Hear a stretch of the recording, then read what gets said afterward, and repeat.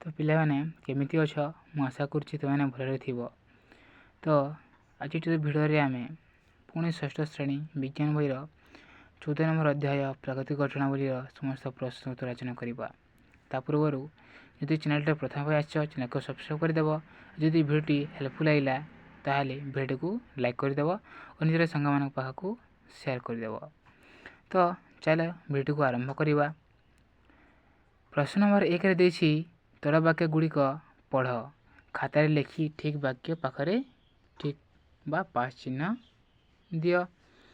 भूल वाक्य पाखरे छकी बा भूल चिन्ह दियो। वाक्यटी पढ़ जोटी पास ताको पाखरे पास चिन्ह दियो और जो वाक्यटी भूल अच्छी ता पाखरे फेल चिन्ह दियो। कर देछि जल सब स्थान में तरल अवस्था मिले। सब स्थान में जल तरल अवस्था मिलता है कि सब स्थान में जल तरल अवस्था न थाए, तो यह भूल हो जब जल सब स्थान में तरल अवस्था न थाए। प्रश्न नंबर ख, ओदा लुगा बाष्पीभवन प्रणाली सुखे। बाष्पीभवन प्रणाली ओदा लुगा सुखी थाए, यह पास हो। प्रश्न नंबर ग देछि पोखरी जल बाष्पीमोचन प्रणाली जलीय बाष्प हुए। तो पोखरी थिबा जल यह बाष्पीमोचन प्रणाली जलीय बाष्प हुए। भूल, बाष्पीमोचन प्रणाली यह जलीय बाष्प हो न थाए। प्रश्न नंबर घर देछि भूनिम्नर पानी बाष्पीमोचन प्रणाली जलीय बाष्प होता है। तो माटी तले थिबा जल कौन थाए बाष्पीमोचन प्रणाली जलीय बाष्प होता है, पास। प्रश्न नंबर वन देछि पंखा तले लुगा सुखाइले शीघ्र सुखी थाए। यदि आम पंखा तले लुगा को सुखाइबा ता शीघ्र सुखी जाए, पास, शीघ्र सुखी जाए थाए। प्रश्न नंबर 2 देछि बंधनी मध्यरु उपयुक्त शब्द बाछि शून्यस्थान पूरण कर। तो ये प्रश्न दिखाई और 4टी ऑप्शन दिखाई। से 4टी ऑप्शन मध्यरु क्योंटी पास ताकू शून्यस्थान रे लेख। तो कर देछि आइसक्रीम जलर डेक्स अवस्था। आइसक्रीम क्यों अवस्था थाए? ऑप्शन देछि कठिन, तरल, गैसीय और प्लाल्का। तो कठिन बरफ में टाण था खेला बेले टाण लगी थाए, तो ता कठिन अवस्था। तो उत्तर जीव आइसक्रीम जलर कठिन अवस्था अटे। प्रश्न नंबर ख देछि जल आपे आपे जलीय बाष्प हेबाकू डेक्स प्रक्रिया कहती। जल आपे आपे जलीय बाष्प हो जावा ताको क्यों प्रक्रिया कह जाए? ऑप्शन देछि बाष्पीमोचन प्रक्रिया, बाष्पीकरण प्रक्रिया, बाष्पीभवन प्रक्रिया और उद्वेदन प्रक्रिया। तो उत्तर हो बाष्पीभवन प्रक्रिया। जल आपे आपे जलीय बाष्प हेबाकू बाष्पीभवन प्रक्रिया कहती। प्रश्न नंबर ग देछि शीत दिन में पुष्करिणी पानी उठुवा जलीय बाष्प जलर डेक्स अवस्था। तो आम शीत दिन देखीचे शीत दिन जल पोखरी जल बाष्पीभवन प्रक्रिया उपको उठी थाए। तो ता क्यों प्रक्रिया? कठिन, तरल, गैसीय किछि नहे। तो उत्तर जीव गैसीय अवस्था। ता होछि कोन गैसीय अवस्था। शीत दिन पुष्करिणी पानी उठुवा जलीय बाष्प जलर गैसीय अवस्था अटे। प्रश्न नंबर घर देछि आकाश रे बिजुली मारिबा डेक्स प्रक्रिया क्यों प्रक्रिया अटे? ऑप्शन देछि भौतिक प्रक्रिया, आकस्मिक प्रक्रिया, वैद्युतिक प्रक्रिया और रासायनिक प्रक्रिया। तो उत्तर जीव आकाश रे बिजुली मारिबा एक रासायनिक प्रक्रिया है। क्यों प्रक्रिया? रासायनिक प्रक्रिया। प्रश्न नंबर 1 देछि गछ डेक्स रे थिबा जल व्यवहार करे। गछ क्यों ठारे थिबा जल व्यवहार करि थाए? भूपृष्ठ, भू अभ्यंतर, वायुमंडल और वर्षा क्यों थरे जल व्यवहार करि थाए? है उत्तर हो भू अभ्यंतर। तो से माटी तले थिबा भू अभ्यंतर जल व्यवहार करि थाए। प्रश्न नंबर 3 देछि कारण लेख है। कारण कौन लेख? कर देछि समुद्र जल प्राय शेष हुए ना। तो समुद्र थी जल शेष हुए ना कभी ସରେ ନାହିଁ। କାରଣ କ'ଣ? ଉତ୍ତର ଯିବ ସମୁଦ୍ରର ଜଳ ଜଳୀୟ ବାଷ୍ପ ଆକାରରେ ଉପରକୁ ଯାଏ। ତ ସମୁଦ୍ରର ଜଳ ମଧ୍ୟ ଜଳୀୟ ବାଷ୍ପ ଆକାରରେ ଉପରକୁ ଯାଇଥାଏ। ଜଳୀୟ ବାଷ୍ପ ଗୁଡ଼ିକ ଥଣ୍ଡା ହୋଇ ମେଘରେ ପରିଣତ ହୁଏ ଓ ସେ ଜଳୀୟ ବାଷ୍ପ ଥଣ୍ଡା ହେଲେ ମେଘରେ ପରିଣତ ହୋଇଯାଏ ଓ ଏଥିରୁ ଜଳ ବର୍ଷା ଆକାରରେ ଭୂପୃଷ୍ଠକୁ ଫେରିଆସେ ଓ ସେହି ଜଳ ପୁଣି ଭୂପୃଷ୍ଠକୁ ଫେରିଆସେ ଜଳ ବର୍ଷା ଆକାରରେ। ଏହି ଜଳଚକ୍ର ଯୋଗୁଁ ସମୁଦ୍ର ଜଳ ପ୍ରାୟ ଶେଷ ହୋଇନାହିଁ। ତ ସେହି ଜଳ ପୁଣି ଯାଇକି ସମୁଦ୍ରରେ ମିଶିଥାଏ। ସେଥିପାଇଁ ଏମିତି ଜଳଚକ୍ର ଚାଲିଥାଏ ଓ ସମୁଦ୍ରର ଜଳ ଶେଷ ହୁଏ ନାହିଁ। ପ୍ରଶ୍ନ ନମ୍ବର ଖରେ ଦେଇଛି ବର୍ଷା ଦିନେ ଲୁଗା ଶୀଘ୍ର ଶୁଖେ ନାହିଁ। ତ ବର୍ଷା ଦିନେ ଆମେ ଯେ ଲୁଗା ଶୁଖାଇବା ସେହା ଶୀଘ୍ର ଶୁଖେ ନାହିଁ। କାହିଁକି ଶୀଘ୍ର ଶୁଖିନଥାଏ? କାରଣ କ'ଣ? ଉତ୍ତର ହେଇଯିବ ବର୍ଷା ଦିନେ ବାୟୁମଣ୍ଡଳରେ ଅଧିକ ଜଳୀୟ ବାଷ୍ପ ରହିଥାଏ। କ'ଣ ରହିଥାଏ? ଅଧିକ ଜଳୀୟ ବାଷ୍ପ ରହିଥାଏ। ତେଣୁ ବାୟୁ ଓଦା ଲୁଗାରୁ ଶୀଘ୍ର ଜଳୀୟ ବାଷ୍ପ ଗ୍ରହଣ କରିପାରେ ନାହିଁ। ତ ବାୟୁରେ ରହିଥାଏ ଜଳୀୟ ବାଷ୍ପ ତେଣୁ ପାଇଁ ସେ କ'ଣ କରିଥାଏ? କୌଣସି ଲୁଗାରୁ ସେ ଶୀଘ୍ର ଜଳୀୟ ବାଷ୍ପ ଗ୍ରହଣ କରିପାରେ ନାହିଁ। ଫଳରେ ବର୍ଷା ଦିନେ ଓଦା ଲୁଗା ଶୀଘ୍ର ଶୁଖେ ନାହିଁ।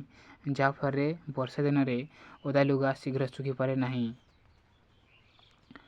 ପ୍ରଶ୍ନ ନମ୍ବର ଗରେ ଦେଇଛି ଗରମ ତରକାରୀ ପ୍ଲେଟ୍ରେ ଖାଇବା ସୁବିଧା। ଯଦି ଗରମ ତରକାରୀ ଅଛି ତାହାକୁ ଆମେ ପ୍ଲେଟ୍ରେ ଖାଇବା ସୁବିଧା ଅଟେ। କାରଣ କ'ଣ? ଉତ୍ତର ଲେଖିବ ଗରମ ତରକାରୀ ଗିନାରେ ଥିଲେ ସେଥି ବାହାରୁଥିବା ବାମ୍ଫ ବା ଜଳୀୟ ବାଷ୍ପ ଶୀଘ୍ର ବାହାରି ପାରେ ନାହିଁ। ଯେମିତି ତାହାକୁ ଗିନାରେ ବା ଯଦି ଆମେ ଗରମ ତରକାରୀକୁ ଗିନାରେ ଖାଇବା ସେଥି ବାହାରୁଥିବା ବାମ୍ଫ ବା ଜଳୀୟ ବାଷ୍ପ ଶୀଘ୍ର ବାହାରି ପାରେ ନାହିଁ।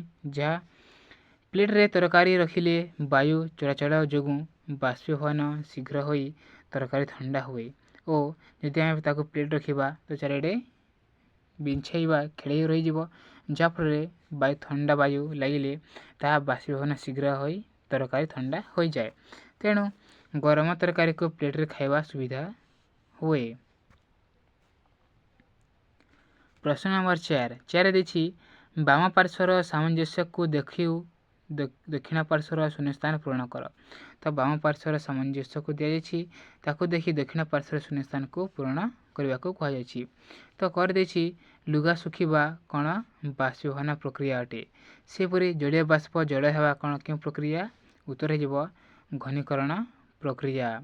ପ୍ରଶ୍ନ ନମ୍ବର ବରଫ କିପରି ଥାଏ? କଠିନ ଅବସ୍ଥାରେ ଥାଏ। ବାମ୍ଫ କିପରି ଥାଏ? କେଉଁ ଅବସ୍ଥାରେ ଥାଏ? ଉତ୍ତର ହେଇଯିବ ଗ୍ୟାସୀୟ ଅବସ୍ଥାରେ। କେଉଁ ଅବସ୍ଥାରେ? ଗ୍ୟାସୀୟ ଅବସ୍ଥାରେ ଥାଏ।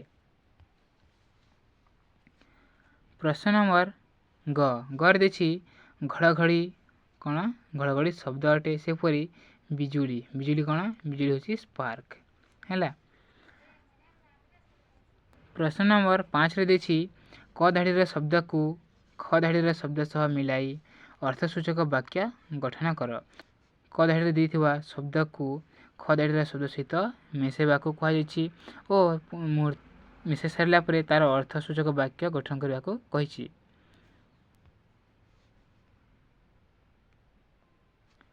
ଉତ୍ତର ହେଇଯିବ ବାଷ୍ପୀଭବନ କ'ଣ?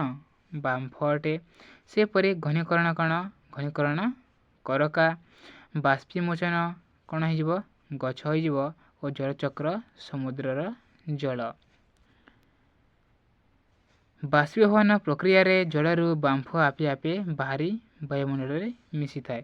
ତ ବାଷ୍ପୀଭବନ କାହାକୁ କୁହାଯାଏ? ତ ଲେଖିବ ଜଳରୁ ବାମ୍ଫ ଆପେ ଆପେ ବାହାରି ଯଦି ବାୟୁମଣ୍ଡଳରେ ମିଶିଯାଏ ତାହାକୁ ଆମେ ବାଷ୍ପୀଭବନ ପ୍ରକ୍ରିୟା ବୋଲି କହିବା। ସେହିପରି ଘନୀକରଣ ପ୍ରକ୍ରିୟାରେ ଗ୍ୟାସୀୟ ପଦାର୍ଥ କରକା ନାମକ ତରଳ ପଦାର୍ଥରେ ପରିଣତ ହୋଇଯାଏ। ଘନୀକରଣ ପ୍ରକ୍ରିୟାରେ କ'ଣ ହୁଏ? ଗ୍ୟାସୀୟ ପଦାର୍ଥ କରକା ନାମକ ଗୋଟିଏ ତରଳ ପଦାର୍ଥରେ ପରିଣତ ହୁଏ। ବାଷ୍ପୀମୋଚନ ପ୍ରଣାଳୀରେ ଗଛ ବଳକା ଜଳକୁ ତ୍ୟାଗ କରେ। ବାଷ୍ପୀମୋଚନ କ'ଣ? ବାଷ୍ପୀମୋଚନ ହେଉଛି ଗଛ ତା'ର ଆବଶ୍ୟକତା ଅନୁସାରେ ଜଳକୁ ନେଇଥାଏ। ଯାହା ତା'ର ଆବଶ୍ୟକତାରେ ଲାଗିଥାଏ ତାହାକୁ ବ୍ୟବହାର କରିଥାଏ ଓ ଯାହା ବଳକା ହୋଇଯାଏ ସେ ଜଳକୁ ବାଷ୍ପୀମୋଚନ ପ୍ରକ୍ରିୟାରେ ତାହାକୁ ବାୟୁମଣ୍ଡଳକୁ ଛାଡ଼ି ଦେଇଥାଏ। ତାହାକୁ ବାଷ୍ପୀମୋଚନ କୁହାଯାଏ। ଜଳଚକ୍ର କ'ଣ? ଜଳଚକ୍ର ଦ୍ୱାରା ଅଧିକାଂଶ ଜଳ ସମୁଦ୍ର ଜଳରେ ମିଶିଯାଏ। କ'ଣ ହୋଇଥାଏ? ଅଧିକାଂଶ ଜଳ ସମୁଦ୍ରରେ ମିଶିଯିବାକୁ ଜଳଚକ୍ର କୁହାଯାଏ। ପ୍ରଶ୍ନ ନମ୍ବର 6ରେ ଦେଇଛି 4ଟି ମହାସାଗର ଏତେ ନଈ ନାଳ ପୋଖରୀ ଥାଉ ଥାଉ ସମସ୍ତେ କହୁଛନ୍ତି ଯେ ଜଙ୍ଗଲ କାଟିଦେବା ଯୋଗୁଁ ବର୍ଷା କମିଗଲାଣି। ଏପରି ଉକ୍ତିର କାରଣ ଦର୍ଶାଅ। ତ ସମସ୍ତେ କହୁଛନ୍ତି ଯେ ଗଛ କାଟିଦେବା ଯୋଗୁଁ ଜଳ ବର୍ଷା କମିଯାଉଛି। 4ଟି ମହାସାଗର, ଏତେ ନଈ ନାଳ ପୋଖରୀ ଥାଇ ମଧ୍ୟ କିପରି ଶୁଖିଯାଉଛି? ଲୋକ କାହିଁକି କହିଥାନ୍ତି ଏପରି? ଏହାର ଉକ୍ତିର କାରଣ କ'ଣ ଦର୍ଶାଅ।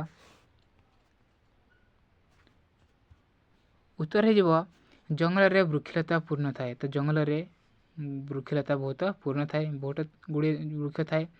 ଉଦାହରଣ ସ୍ୱରୂପ 50ଟି ପତ୍ର ଥିବା ଗୋଟିଏ ଉଦ୍ଭିଦ ଦିନକୁ 2 ଲିଟର ଜଳ ଜଳୀୟ ବାଷ୍ପ ରୂପେ ବାୟୁମଣ୍ଡଳକୁ ଛାଡ଼ିଥାଏ।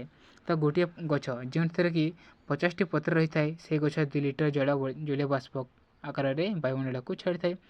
କିଲୋମିଟର ବ୍ୟାପୀ ଘନ ଜଙ୍ଗଲର ବୃକ୍ଷଲତା ବାୟୁମଣ୍ଡଳକୁ ବହୁ ପରିମାଣରେ ଜଳୀୟ ବାଷ୍ପ ଛାଡ଼ନ୍ତି। ତ କିଲୋମିଟର ଧରି ରହିଥିବା ଜଙ୍ଗଲଗୁଡ଼ିକ ବାୟୁମଣ୍ଡଳକୁ ବହୁତ ପରିମାଣର ଜଳୀୟ ବାଷ୍ପ ଛାଡ଼ିଥାନ୍ତି। ବୃକ୍ଷଲତା ଏତେ ପରିମାଣରେ ଜଳୀୟ ବାଷ୍ପ ଛାଡ଼ୁଥିବାରୁ ଜଙ୍ଗଲର ଉପରି ଭାଗରେ ଥିବା ବାୟୁମଣ୍ଡଳ ଶୀତଳ ରହେ। ତ ସେ ଗଛମାନେ ବା ବୃକ୍ଷମାନେ ଏତେ ପରିମାଣରେ ଜଳୀୟ ବାଷ୍ପ ଉପରକୁ ଛାଡ଼ିଥାନ୍ତି ଯେ ଯାହାଫଳରେ ତା'ର ସେ ଉପରି ଭାଗରେ ଜଙ୍ଗଲର ଉପରି ଭାଗରେ ବାୟୁମଣ୍ଡଳ ଶୀତଳ ରହିଥାଏ, ଶୀତଳ ଅବସ୍ଥାରେ ଥାଏ।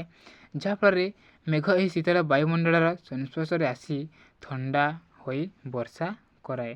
ଯାହାଫଳରେ ବାୟୁମଣ୍ଡଳର ସଂସ୍ପର୍ଶରେ ଆସିଲେ ହେଲା ମେଘ କ'ଣ କରିଥାଏ? ଜଳ ବର୍ଷା କରିଥାଏ। ତେଣୁ ଜଙ୍ଗଲର କାଟିଦେଲେ ବର୍ଷା କମିଥାଏ। ଯାହାଫଳରେ ଜଙ୍ଗଲ କାଟିଦେଲେ ଆମେ ବର୍ଷା ମଧ୍ୟ କମିଯାଇଥାଏ। ଭିଡ଼ିଓ ଯଦି ହେଲ୍ପଫୁଲ୍ ଲାଗିଲା ଚ୍ୟାନେଲଟିକୁ ସବସ୍କ୍ରାଇବ୍ କରିଦିଅ ଓ ନିଜର ସାଙ୍ଗମାନଙ୍କ ପାଖକୁ ସେୟାର କରିଦିଅ।